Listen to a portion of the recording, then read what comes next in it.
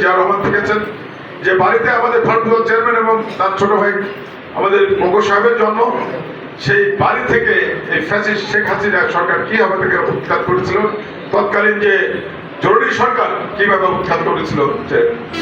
আমরা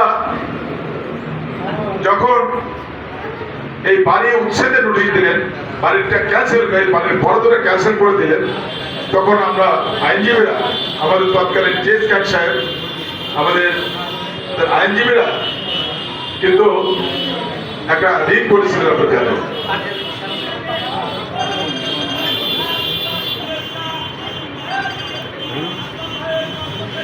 এই কালার ওদিকে আমরা আসো, রাজবাড়ি যারা আসছে তাদেরকে স্বাগতম, তোমরা আসো। একটা রিট করেছিলেন, আপনারা জানেন তারা রিট করেছিলেন, এই বাড়ির যে বরাদ্দ ক্যান্সেলের রিট করেছিলেন আমাদের মরহুম টিএস খান। উনি ইন্টারন্যাশনাল কোর্ট অফ জাস্টিসে ছিলেন, বিচারক ছিলেন, জাস্টিস ছিলেন। তার নেতৃত্বেই আমরা এই মামলা করতেছিলাম এবং মরহুম আমাদের ব্যারিস্টার মধু আহমেদ সাহেব সেই রিট ছিলেন।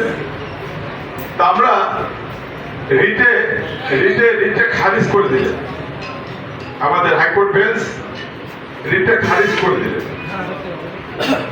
খারিজ করার পরে তার এগেনিস্টে আমাদের তৎকালীন যে সিনিয়র কাউন্সিল যারা আইনজীবী ফোরামের নেতা ছিলেন, তারা হাইকোর্ট ডিভিশনে এই অর্ডারের এগেনিস্টে অ্যাপিল করলেন।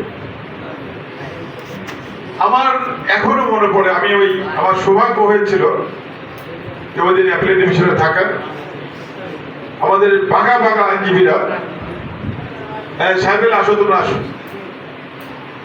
বাঘা আইনজীবীরা ওই দিন অ্যাপিলেট ডিভিশন